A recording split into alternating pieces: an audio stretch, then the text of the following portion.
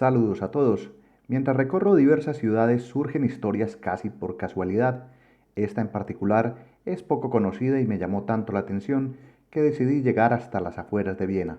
Acompáñenme a un lugar al que muy pocos se atreven a ir, el cementerio de los sin nombre. Sean todos bienvenidos.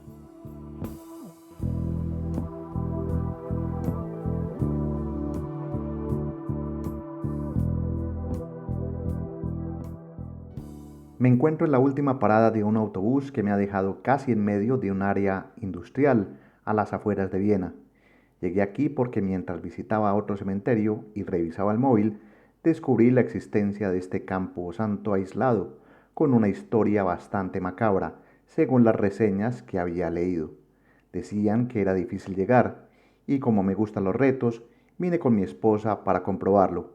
Al bajar del autobús, lo primero que se ve es un polígono industrial con varias señales que indican la ruta hacia el cementerio. Basta conseguir este camino durante unos 600 metros y mantenerse a la expectativa de lo que podamos encontrar.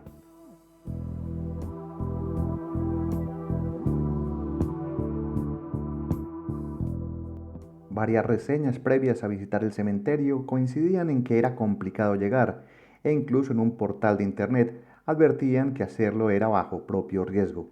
Sin embargo, no encontré nada más que caminar por una zona industrial y disfrutar de un peculiar paisaje. Al final de la recta hay que tomar un desvío a la izquierda como si uno se adentrara a una fábrica, y allí se cruzan unos rieles de tren, algo totalmente normal. Unos metros más adelante, finalmente se divisa un pequeño cementerio con una historia tan interesante que merece ser contada.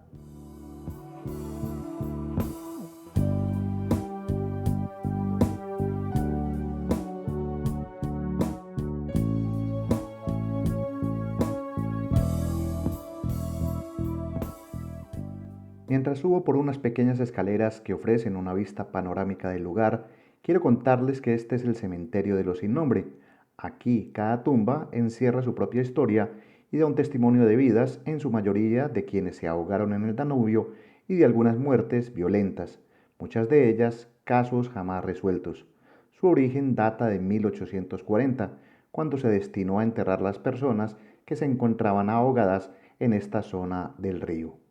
Lo que ahora están viendo es la segunda parte del cementerio, ya que la primera está en una zona donde la vegetación ha recuperado su espacio, lo que hace casi imposible el acceso, además de que ocasionalmente se inunda. Esta segunda sección, la más reciente, fue construida alrededor de 1900 y se ubica un poco alejada de la parte antigua, precisamente para evitar el peligro de las crecidas del río.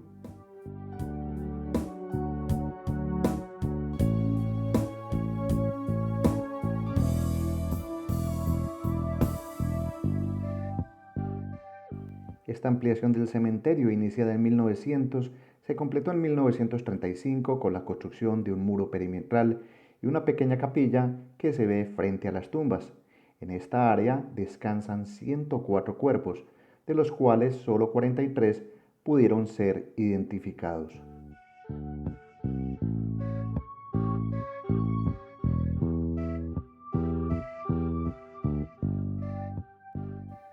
Al llegar y acercarse, lo que más destaca es la capilla, construida en 1935. Permanece cerrada casi siempre y solo se abre en ocasiones especiales, como misas o el Día de los Difuntos en noviembre. Aún así, podemos admirar su fachada y algunos detalles decorativos. Destaca sobre todo un reconocimiento a Joseph Fuchs, quien dedicó gran parte de su vida a preservar de este lugar.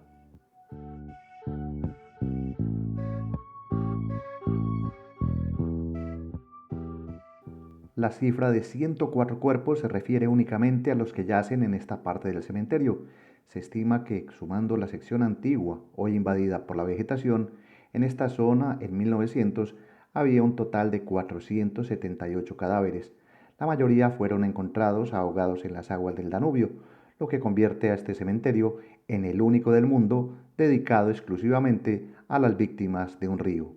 Hasta 1940, aquí fueron enterrados también personas asesinadas, víctimas de accidentes y crímenes sin resolver, en su mayoría cadáveres desconocidos que aparecían en la orilla y se sepultaban de inmediato.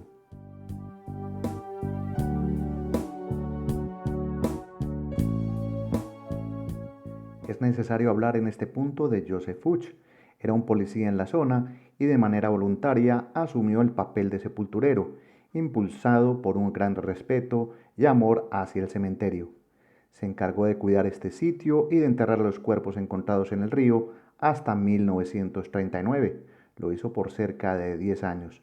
Lo más impresionante es que continuó atendiendo las tumbas incluso después de jubilarse, hasta su fallecimiento en 1996, cuando contaba con 90 años.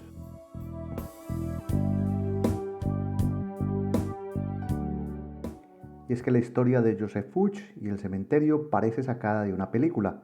Cada vez que este señor extraía un cadáver del Danubio, investigaba para intentar identificarlo. Gracias a ello, de todos los cuerpos que él mismo sepultó, que fueron 44, logró reconocer 43, faltándoles solo uno, en una labor de un excelente detective.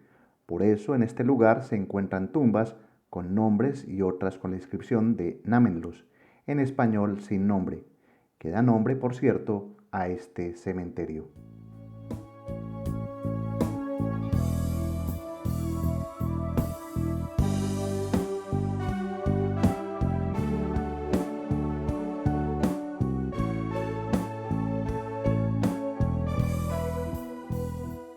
Pueden ver que el cementerio se asemeja a un pequeño jardín con tumbas señalizadas por cruces. Originalmente las cruces eran de madera de abedul, pero la humedad las deterioraba con el paso del tiempo, así que fueron reemplazadas por sencillas cruces de hierro forjado. En muchas de ellas puede leerse escrito a mano, sin nombre, desconocido, masculino o femenino, junto a la fecha en que el cuerpo fue hallado en la orilla del río Danubio. Solo en contadas tumbas hay indicaciones sobre la causa de la muerte.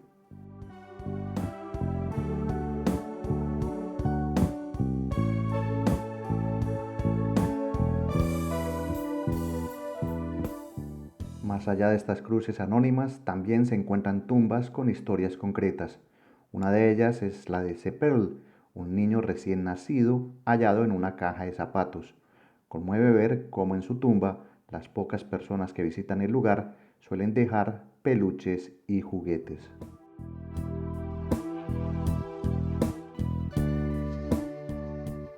Existen otras historias igualmente sobrecogedoras, por ejemplo una lápida en alemán que reza ahogado por un extraño, perteneciente a un niño de apenas 11 años.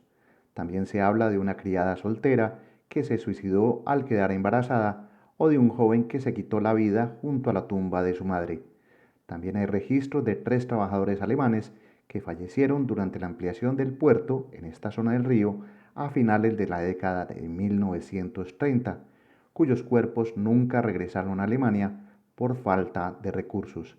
Estas historias, investigadas y documentadas por Joseph Fuchs, permanecen aquí conservadas por el tiempo.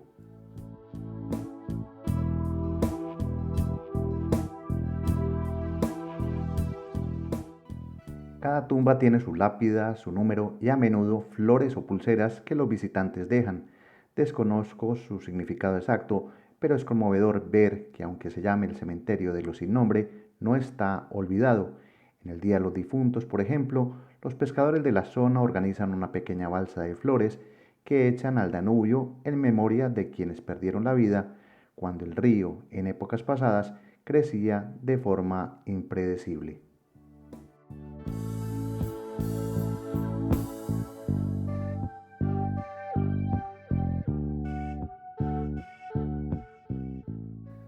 Pasear entre estas tumbas resulta tranquilo y sereno.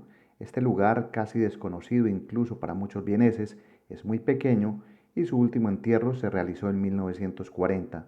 Después de aquello, el cementerio fue prácticamente clausurado. La administración recayó en la Compañía Portuaria de Viena, pero los descendientes de Joseph Fuchs han continuado la labor de mantenerlo, honrando la memoria de su abuelo. Hoy ya es la tercera generación de la familia Fuchs la que cuida con esmero de este campo santo.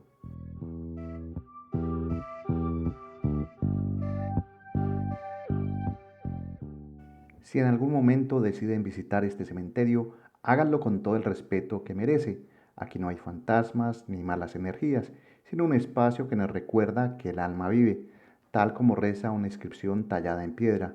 Muchos caminantes y deportistas que pasan por esta zona suelen detenerse para descansar y tomarse una pausa, encontrando en este lugar un remanso de paz.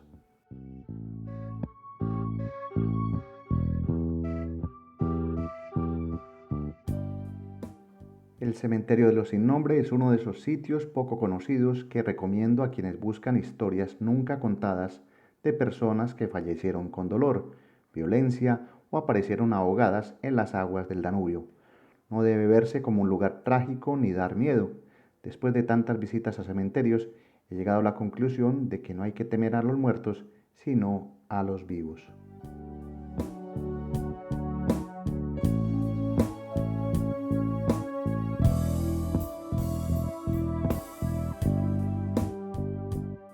El cementerio de los sin nombre en Viena es otro de esos lugares sacros que suelo explorar y los que siempre me llevo enseñanzas. En cada recorrido por cementerios que hago, quiero mostrarles que estos espacios, más allá de las ausencias y personas enterradas aquí, se deben ver como parques y museos al aire libre, donde es posible aprender sin aburrirse y las almas encuentran descanso. Mi nombre es Gustavo Carrasquilla Gómez y agradezco si has llegado hasta este punto. Por ahora me despido. Reciban un saludo. Hasta pronto. Chao.